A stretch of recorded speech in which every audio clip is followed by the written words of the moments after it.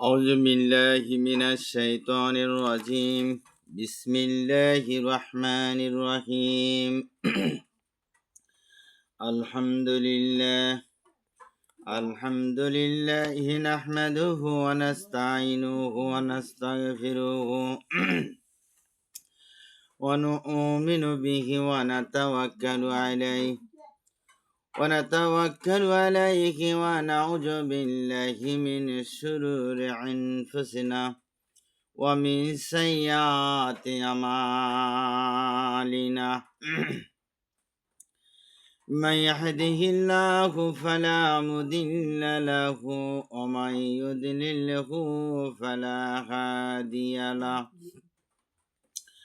ونشهد أن لا إله إلا الله وحده لا شريك له، ونشهد أن سيدنا وحبيبنا ومولانا محمدا عبده ورسوله الذي أرسله بالحق بشيرا ونذيرا وداعيا إلى الله بإذنه وسراجا منيرا. فقد قال الله تعالى في كلامه المجيد وفرقانه الحميد. أما بعد، فأعوذ بالله من الشيطان الرجيم. بسم الله الرحمن الرحيم. ألف لام ميم. ذلك الكتاب لا ريب فيه هدى للمتقين الذين يؤمنون بالغيب ويقيمون الصلاة ومما رزقناهم ينفقون. إن الذين آمنوا صلوا عليه وسلموا تسليما. صلى الله على محمد صلى الله عليه وسلم. طلع البدر علينا من سنيات البداء وذهب الشكر علينا بعد لله دعي صلى الله على محمد صلى الله عليه وسلم. রাতের আধার কেটে আকাশে চাঁদ উঠল, সারা জাহানের দিকে দিকে আলোর ধারা ছুটল।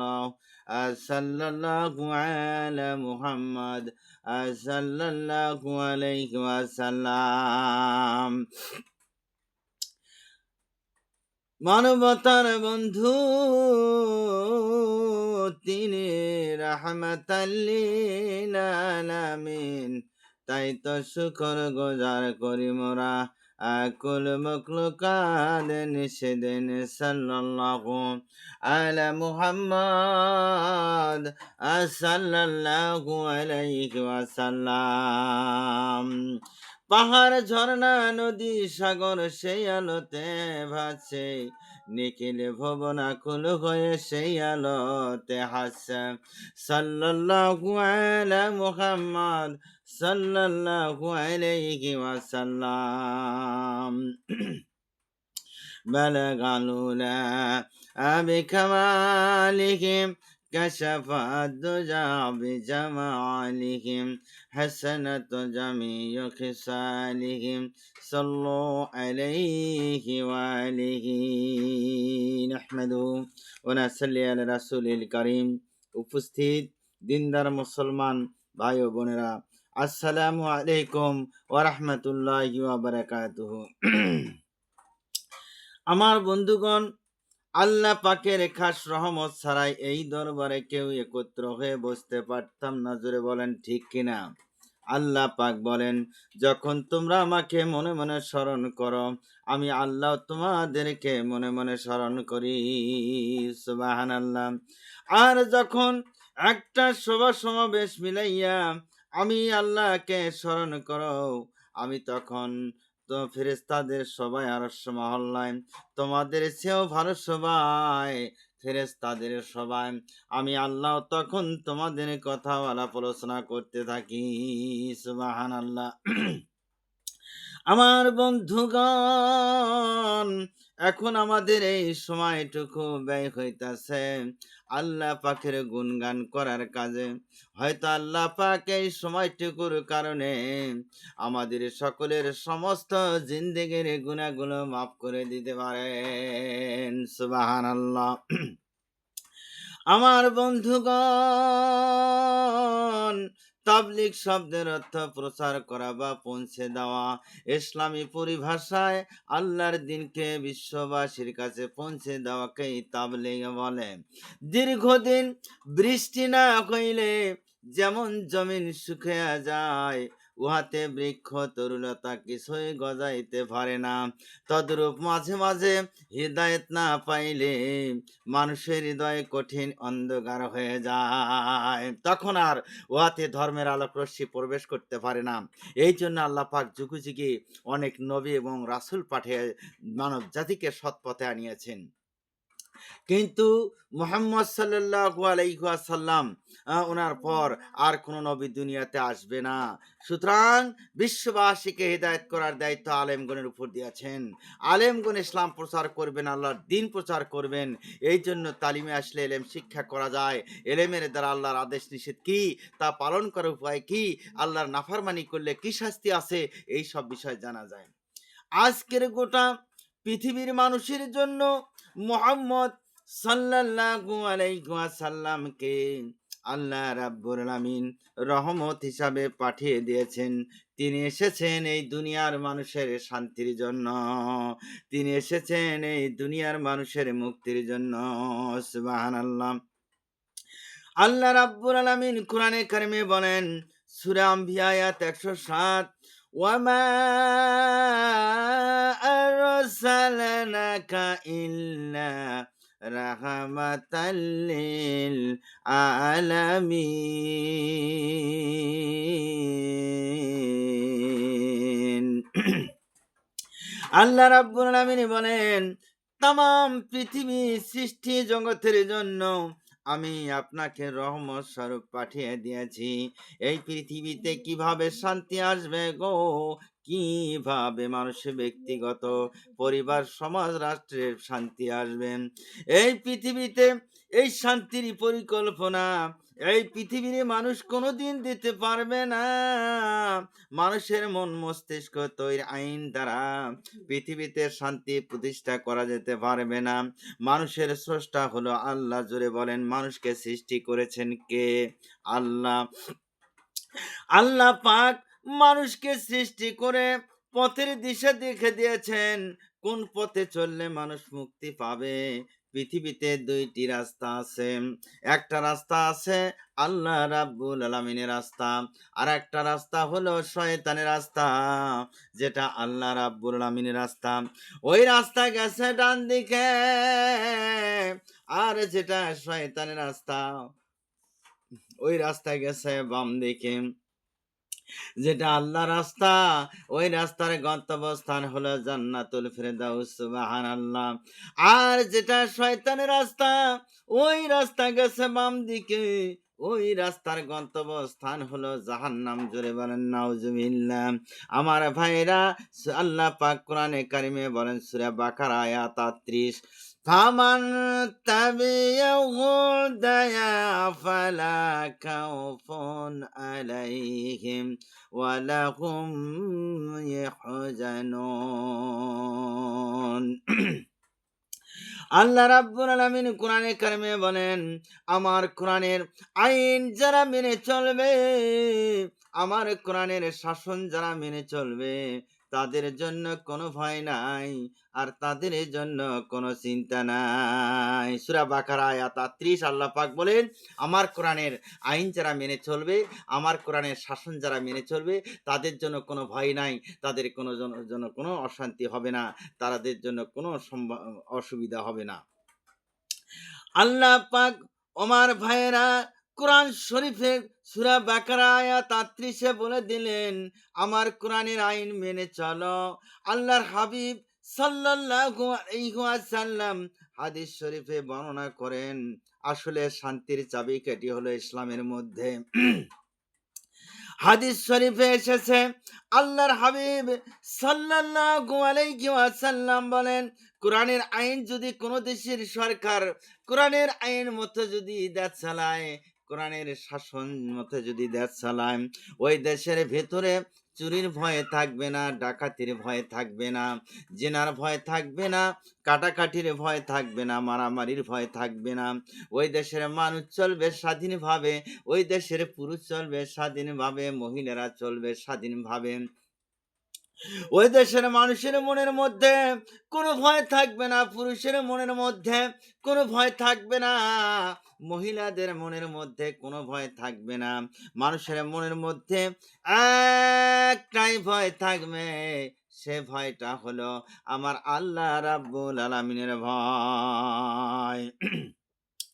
তাই আল্লাহর দোয়া জান এবং আল্লাহর দোয়া মাল দিয়ে আল্লাহর দিনকে জমিনে প্রতিষ্ঠা করার জন্য সাহায্য করতে হবে। এই জানও চিরকাল থাকবে না, এই মালও চিরকাল থাকবে না। তাই আল্লাহ রাব্বুল আলামিন কোরআনে কারিমে বলেন, সূরা সফ আয়াত 10, ইয়া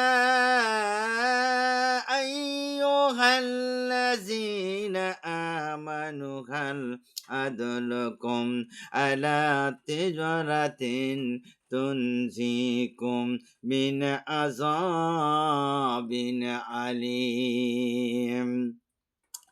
তুমিনুনা বিল্লাহি ওয়া রাসূলিহি ওয়া তুজাহিদুনা ফি সাবিলিল্লাহি বিআমওয়ালিকুম ওয়া আনফুসিকুম, যালিকুম খায়রুল লাকুম ইন কুনতুম তা'লামুন। আল্লাহ রাব্বুল আলামিন বলেন, হে ইমানদার ব্যক্তিরা, আমি কি তোমাদের কাছে এমন একটা ব্যবসার কথা বলবো, যে ব্যবসাটা করলে ওই জাহান্নামের কঠিন শাস্তি থেকে তোমরা বাঁচায় যাওয়া।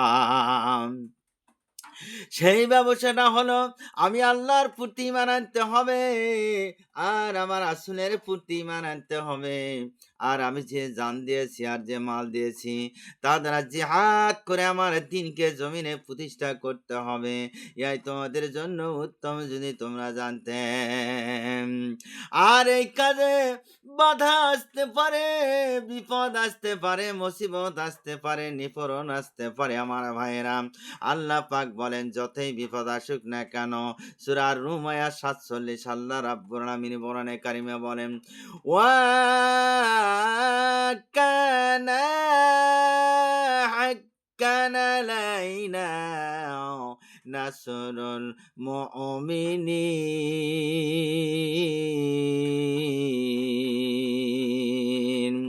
আল্লাহ রাব্বুল আলামিন বলেন, মুমিনদের সাহায্য করা আমি আল্লাহর জন্য ওয়াজিব হয়ে যায়।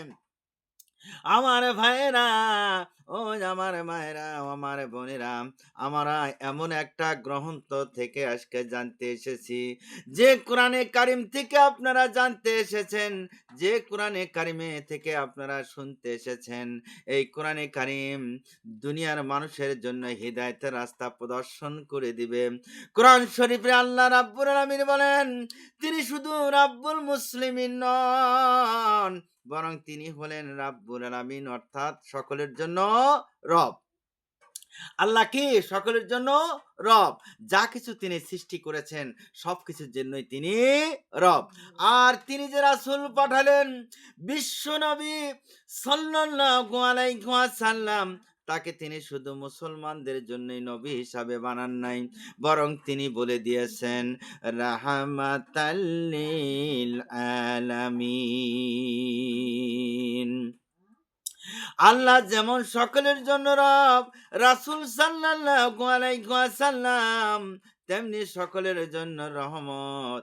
আমার ভাইরা, আমার বোনেরা, যে কোরআন শরীফ থেকে আপনারা জানতে এসেছেন, যে কোরআনে কারিম থেকে আপনারা শুনতে এসেছেন, এই কোরআন কারিম মুসলমানদের জন্য বেঁচে থাকার দলিল।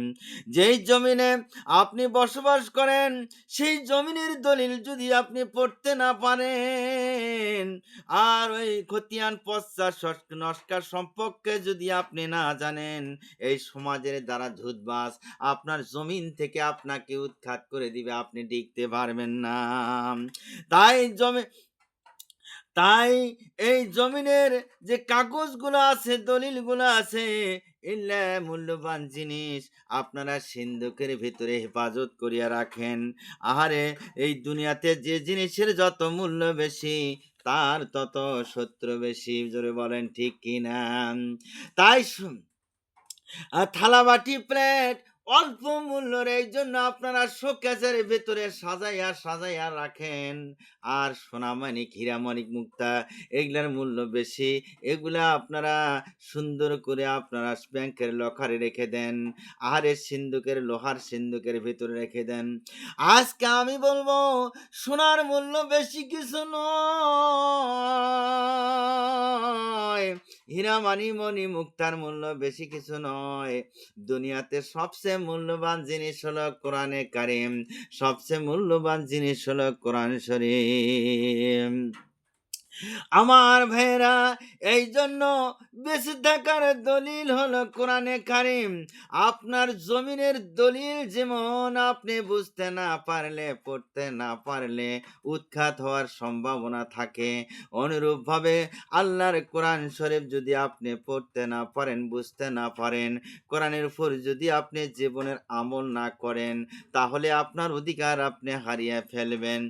এই জন্য এই জন্য কোরআনের এত শত্রু আমার ভাইয়েরা, এই জন্য কোরআনের এত শত্রু। আপনার আজ পর্যন্ত এই কোরআনে আমাদের কাছে এত সঠিকভাবে আসতে পারত না, উল্টা পাল্টা হয়ে যেত। কিন্তু কোরআন শরীফ আজ পর্যন্ত সঠিকভাবে আমাদের কাছে রয়েছে, কারণ আল্লাহ রাব্বুল আলামিন কোরআনে কারিমে বলেন, সূরা হিজর আয়াত 9, ইন্না নাকুনু না নাজলানা যিকরা ওয়া ইন্না লাহু লাহাফিজুন।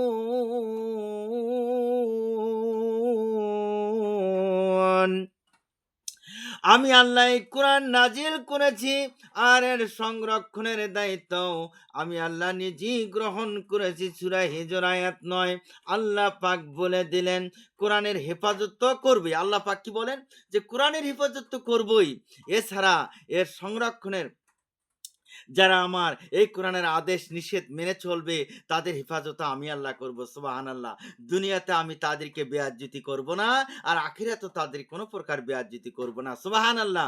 যাহারা আমার হুকুম আর আমার রাসূলের হুকুম পুরোপুরি মানিয়া চলবে, তারাই হলো আমার ওলি। মৃত্যুর পরে তাদের রুহির উপরে হাজার হাজার দোয়া দরুদ সদকা খয়রাত জিয়ারত পৌঁছে যাবে, কিন্তু যারা আমার ওলি নহে, তারা লক্ষপতি বাদশা হলে তাদের জন্য মুমিনদের দিল কাঁদবে না। এই কোরআন শরীফকে লোহার সিন্ধুকে আটকায় রাখলেও চুরি হওয়ার সম্ভাবনা থাকতো, ব্যাংকের লকারে রাখলেও চুরি হওয়ার সম্ভাবনা থাকতো।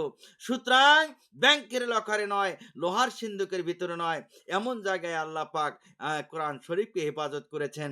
তাম পৃথিবীর মানুষ যদি তালাশ করে, দিনের শত্রুরা, কোরআনের শত্রুরা যদি তালাশ করে, কোনোদিন সেখান থেকে নষ্ট করতে পারবে না। কোথায় রেখেছেন হেফাজত করে? সিনার ভিতরে রেখেছেন। এই পৃথিবীতে লক্ষ লক্ষ হাফেজ বানিয়েছেন, হাজার হাজার হাফেজ বানিয়েছেন আমার ভাইরা, কোটি কোটি হাফেজ বানিয়েছেন আল্লাহ রাব্বুল আলামিন এই দুনিয়াতে।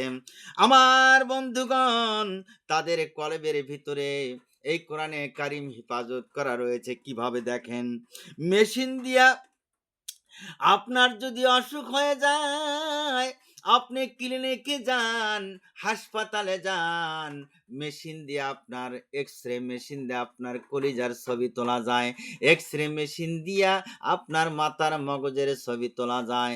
এক্স-রে মেশিন দিয়া মানুষের হাড্ডির ভিতরের ছবি তোলা যায়। এক্স-রে মেশিন দিয়া মানুষের পেটের ভিতরের নাড়িভুড়ির ছবি তোলা যায়। কিন্তু একজন হাফিজকে টেবিলের উপর সুন্দর করে সাজাইয়া শোয়াইয়া দিয়া চতুর্দিক দিয়া যদি এক্স-রে মেশিন ফিট করে যদি ছবি তোলা হয়, ওই হাফেজের কোন জায়গায় সিনার ভেতরে কোরআন শরীফ গচ্ছিত করা আছে গো, সেখান থেকে কোনোদিন বের করে নিয়ে আসতে পারবে না। জোরে বলেন ঠিক কিনা? এমনি ভাবে আমার আল্লাহ পাক কোরআন শরীফ হেফাজত করে রেখে দিয়েছেন। সুতরাং কোরআনকে বোঝা, কোরআনের উপর আমল করা প্রত্যেকটা মুসলমানের দায়িত্ব এবং কর্তব্য। কেননা ইহা বেঁচে থাকার দলিল। আমার ভাইরা, আমার বোনেরা, কোরআন শরীফ যে আল্লাহর বাণী, এর ১ নম্বর প্রমাণ। শোনো, কোনো বই যদি আপনি একবার পড়েন, পরবর্তীতে মনে চাবে না পড়ার জন্য। কিন্তু আমার আল্লাহর কোরআন কিয়ামত পর্যন্ত পড়লে কোনোদিন আর মজা কমবে না। ২ নম্বর প্রমাণ শুনেন, এটা যে সত্যবাণী। এই পৃথিবীতে কত কবি, কত লেখক, কতভাবে বই লেখে। বইয়ের প্রথমে তারা লিখে দেয়, কোনো ভুল পাইলে ধরে দিবেন, আগামীতে তা সংশোধন করে দেব। কিন্তু আমার আল্লাহ পাক কোরআন শরীফের সর্বপ্রথম সূরা বাকারা ১-২ এর মধ্যে আল্লাহ পাক বলেন, আলিফ লাম মিম যালিকাল কিতাবু লা রাইবা ফীহি হুদাল লিল মুত্তাকিন আল্লাযীনা ইউমিনুনা বিল গায়বি ওয়া ইউকিমুনাস সালাতা ওয়া মিম্মা রাযাকনাহুম ইউনফিকুন। আল্লাহ রাব্বুল আলামিন বলেন, আমার এই কালামের মধ্যে কোনো ভুল নাই, কোনো সন্দেহ নাই, কোনো ভুলের কোনো অবকাশ নাই। যাহারা না দেখে ঈমান আনিয়াছে, আমি আল্লাহ তাদের জন্য বেহেশত নির্মাণ করে রেখে দিয়েছি। জোরে বলেন সুবহানাল্লাহ। মক্কাতে একবার কিছু কবি আমার নবীকে এসে বললেন, হে মুহাম্মদ সাল্লাল্লাহু আলাইহি ওয়াসাল্লাম, আপনি যে আরবি ইবারত বানাইয়া বানাইয়া বলেন, এরকম আরবি ইবারত তো আমরাও বানাইয়া বলতে পারি। আমার নবী সাল্লাল্লাহু আলাইহি ওয়াসাল্লাম বললেন, আমি যে আরবি ইবারত করি, তেলাওয়াত করি, এমনি ধরনের আরবি ইবারত বানাইবার ক্ষমতা তোমাদের নাই। শুধু তোমাদের নয়, পৃথিবীর কোনো মানুষের ক্ষমতা নাই। আমার নবী সাল্লাল্লাহু আলাইহি ওয়াসাল্লাম বললেন, পারলে তোমরা একখানা বানিয়ে দেখাও। তাহারা বললেন, তাহলে এক টুকরা আমাদেরকে দিয়ে দাও, তার সাথে আমরা আর এক টুকরা বানিয়ে দেব। আমার আল্লাহ বলেন, হাবিব গো, আপনি সূরা কাউসারের প্রথম আয়াতখানা বলে দেন। পারলে তারা সামনে কি হবে, পেছনে কি হবে, পারলে মাঝখানে কি হবে, পারলে তারা বানিয়ে দেখ। এবার আল্লাহর নবী সাল্লাল্লাহু আলাইহি ওয়াসাল্লাম সূরা কাউসারের প্রথম আয়াতখানা বলে দিলেন, ইন্না আতায়নাকাল কাউসার। এই টুকরা তারা লিখে নিয়ে গেল, এই টুকরা তারা মুখস্থ করে নিয়ে গেল। আরবের বড় বড় কবিদেরকে দাওয়াত দেওয়া হলো, সাহিত্যদেরকে দাওয়াত দেওয়া হলো। এই টুকরা সামনে নিয়ে সবাই গবেষণা শুরু করে দিলেন। এই টুকরার চাইতে উন্নত মানের টুকরা বানিয়ে দিতে হবে, তা না হলে মুহাম্মদ সাল্লাল্লাহু আলাইহি সাল্লামের সামনে মুখ দেখানো যাবে না। বড় বড় কবিরা গবেষণা করতে শুরু করে দিল গো। এইবার গবেষণা করতে করতে সবারই মাথার মগজ গলে যাবার উপক্রম হয়ে গেল। সুবহানাল্লাহ। এই টুকরার এই টুকরা একটা আয়াত, যার প্রথম দিকটা মিলাইলে শেষের দিকটা মিলাইতে পারবে না, আবার শেষের দিকটা মিলাইলে প্রথম দিকটা মিলাইতে পারবে না, আগাগোড়া মিলাইলে মাঝখান দিয়ে মিলাইতে পারলো না। আরবের বড় বড় কবিরা বলে, এটা কেমন ইবারত রে, এটা আগাগোড়া কিছুই ঠিক করতে পারলাম না। আমরা আরবের কেমন বড় কবি হইলাম রে, জোরে বলেন সুবহানাল্লাহ। আরবের বড় বড় কবিরা বলে, যারার উপর এমন সুন্দর সুন্দর আরবি ইবারত নাজিল হয়, চলো তাকে সবাই মিলে একটা নজর দেখে আসি।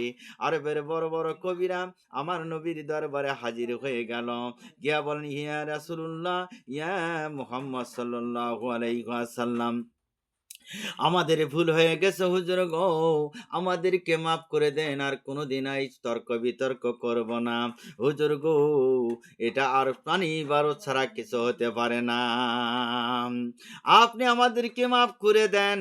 এবার তারা বললেন, হুজুর আপনি তাওহীদের কালেমা খান আমাদেরকে পড়িয়ে দেন, আমরা সবাই মিলে কালিমা পড়ে মুসলমান হয়ে যাব। ওই সময় সমস্ত কবিরা, আরবের বড় বড় কবিরা আল্লাহর নবীর কাছে কালিমা পড়ে মুসলমান হয়ে গেলেন। লা ইলাহা ইল্লাল্লাহু মুহাম্মাদুর রাসূলুল্লাহ। আরবের বড় বড় কবিরা সবাই যখন মুসলমান হয়ে গেলেন আরবের, তারা বললেন, হুজুর গো, এটা আসমানি আওয়াজ ছাড়া কোনো কিছু হতে পারে না, আমরা সবাই স্বীকৃতি দিলাম এটা আসমানি আওয়াজ। সুবহানাল্লাহ। এবার আমার নবী ডাক দেয়া বলেন, ও আরবের বড় বড় কবিরা, শোনো গো, আমার আল্লাহ এই আয়াতের পরে যে 2 নম্বর আয়াতখানা বানিয়েছেন তা কি তোমরা শুনবে নাকি? তারা বললেন, তো আমরা শুনবো হুজুর গো, আপনি বলে দেন। তখন আল্লাহর নবী সঙ্গে সঙ্গে বলে দিলেন 2 নম্বর আয়াতখানা, ইন্না আতাইনাকাল কাউসার ফাসাল্লি লিরাব্বিকা ওয়ানহার। ও মুসলমানগণ, এমন চমৎকার মিল পৃথিবীর কবি কেন কবির বাপের বানাইবার ক্ষমতা নাই, যেহেতু আল্লাহ পাকের পবিত্র কালাম। সূরা বাকারা আয়াত 23 আল্লাহ রাব্বুল আলামিন কোরআনে কারিমে বলেন, وَإِن كُنتُمْ فِي رَيْبٍ مِّمَّا نَزَّلْنَا عَلَىٰ عَبْدِنَا فَأْتُوا بِسُورَةٍ مِّن مِّثْلِهِ وَادْعُوا شُهَدَاءَكُم مِّن دُونِ اللَّهِ إِن كُنتُمْ صَادِقِينَ।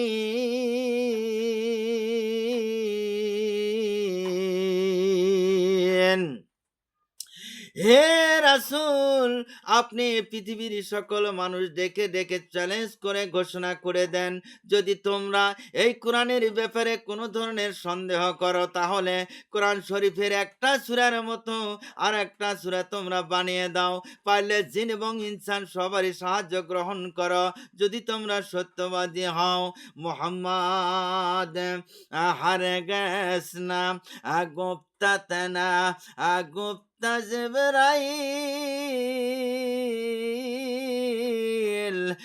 জিবরাইল হারগিজ না গুপ্তাতনা গুপ্তা রাব্বুল জালিল। আল্লাহর দেওয়া কথা ছাড়া তার বন্ধু মুহাম্মদ সাল্লাল্লাহু আলাইহি ওয়াসাল্লাম কোনো কথাই বলেন নাই। আল্লাহর কথা ছাড়া আল্লাহ রাসূল সাল্লাল্লাহু আলাইহি সাল্লাম কোনো কথাই নিজে থেকে বলেন নাই। সুতরাং আল্লাহর কথা যেমনি নির্ভেজাল নির্ভুল, আল্লাহর রাসূল তার বন্ধুর কথাও তেমনি নির্ভেজাল নির্ভুল। আমার নবী বলেন, যদি তুমি সীমাহীন পাপ করে থাকো তবে তোমার কোরআন শরীফ তেলাওয়াতে কখনো অলসত করিও না। কোরআন শরীফের মতো সুপারিশ করে আর কাউকে পাবা না। আমার নবী ডেকে বলেন, হে উম্মতেরা, যদি তোমরা এমন কোনো সাহায্যকারী বন্ধুর আশা করো যে কোনো বিপদে তোমাদেরকে সাহায্য করবে, সেই বন্ধু কোরআন শরীফ কেন ধরো না, কোরআন শরীফ কেন পড়ো না? এই কোরআন শরীফ পড়তে পড়তে যদি মৃত্যুর পরোনা জারি হয়ে যায়, শহীদদের দরজা পাবেন, জিন্দেগীর গুনাহগুলো আল্লাহ রাব্বুল আলামিন মাফ করে দিবে। কোরআন শরীফ কেন ধরবে না, কোরআন শরীফ কেন পড়বে না? আমার নবী দেখে বলেন, হে উম্মতেরা, যদি কেউ 7 তালা দালানে থাকার আশা করো, তবে কোরআন শরীফকে কেন ধরো না? সে তোমাদেরকে 7,000 তালা পৌঁছে দেবে। সুবহানাল্লাহ। আমার আল্লাহ বলেন, ওহে আমার বান্দা, তোমাদের কাছে এত সুন্দর কোরআনে কারিম পাঠিয়ে দিলাম, কেন তোমরা ধরো না, কেন তোমরা পড়ো না? রাজত্ব হারাইয়া, রাজত্ব হারাইলে যেমন দুঃখ হয়, রাজত্ব পাওয়ার পর রাজত্ব হারাইলে যেমন দুঃখ হয়, তেমনি আমার আল্লাহর কোরআন শরীফ পড়িয়া ভুলিয়া গেলে তার চেয়েও বেশি ক্ষতি হওয়ার সম্ভাবনা আছে। আমার আল্লাহ কোরআন শরীফে আপনার ঘরের তাকে বসে বসে কান্দে আর বলে, হে আল্লাহ গো, যে ঘরের লোকেরা আমাকে পড়ে না, যে ঘরের লোকেরা আমাকে ধরে না, আল্লাহ যে ঘরের লোকেরা আমাকে তেলাওয়াত করে না, অপূর্ব গো, ওই ঘরে কি তুমি তোমার গজব পাঠাইতে পারো না? ওই ঘরে কি তুমি তোমার ঘরে ওই ঘরের মধ্যে গজব পাঠাইতে পারে না? একটা ঈদ যখন ঘনিয়ে আসে, সব আসবার পত্র পরিষ্কার করলো, বাসন কোসন পরিষ্কার করলো, আমি একটা কোরআন শরীফ, আমার গায়ে যে একটা কাপড় থাকে, এই কাপড়টা পরিষ্কার করলো না, আমাকে ওই ঘরের লোকেরা ধরে না, আমার গায়ে ধুলে দিয়ে ভরে গেছে, ওই ঘরে কি তুমি তোমার গজব পাঠাইতে পারে না? কোরআন শরীফ ওই ঘরে বসে বসে কান্দে আমার ভাইয়েরা। এই জন্য কোরআন শরীফ পড়বেন, কোরআন শরীফ ধরবেন, কোরআন শরীফের গায়ে যে ধুলে থাকে তা ঝেড়ে দিবেন, যার ফলে দেশের মধ্যে মহামারী হয়, কলেরা হয়, বসন্ত হয়, অতিবৃষ্টি, অনাবৃষ্টি, শিলাবৃষ্টি, তুফান, ভূমিকম্প, বজ্রপাত, ঝগড়াঝাটি, ফাসাদ, অশান্তির আগুন জ্বলতে থাকে। আমি আজকে আপনাদেরকে আহ্বান করব, এখনো যদি আল্লাহর ফজলে ঘরে ঘরে প্রতিদিন সকালে কোরআন শরীফ পড়া চালু করা যেতে পারে, তাহলে এই দেশে আবার শান্তি আসতে বাধ্য হবে। সুবহানাল্লাহ। ও আমার ভাইয়েরা, কোরআনের অর্থ শেখেন, সেই অনুযায়ী জীবন পরিচালনা করেন। আমার ভাইয়েরা, আমি আজকে জানি না এখানে এমন কোন মুসলমান আছে কি যে কোরআন শরীফ পড়তে পারে না, ছোটবেলায় পড়েছেন এখন ভুলে গেছেন।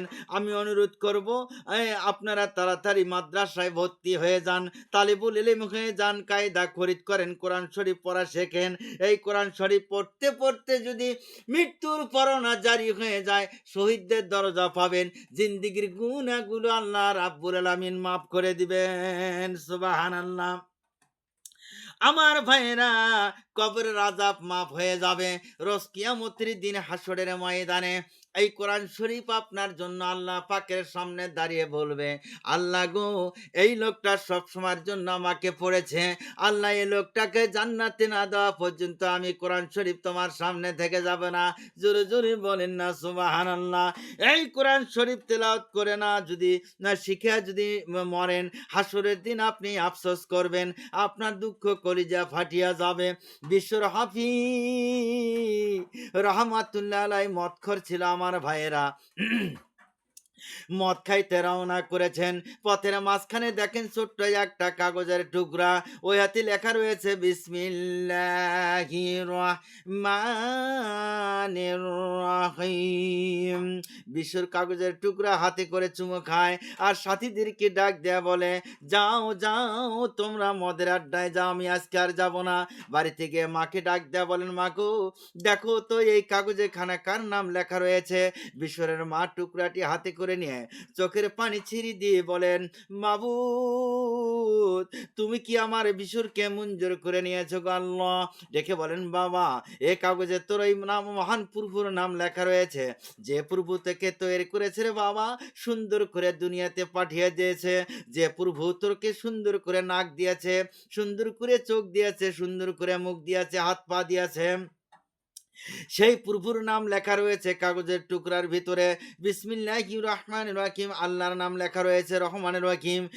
বিশ্বর বলে, মাগো, আমার প্রভুর নাম লেখা কাগজটি কোথায় রাখবো? আতর লাগাইয়া মখমলের কাপড় পেঁচাইয়া মাথার উপর রাত ভর পাহারা দিতে লাগলেন। বিশ্বের একটু ঘুমাবার পর স্বপ্নে দেখে কে যেন ডাক দিয়ে বলতেছেন, ইয়া বিশ্বরাফাতায় মে ফালা ফারাক।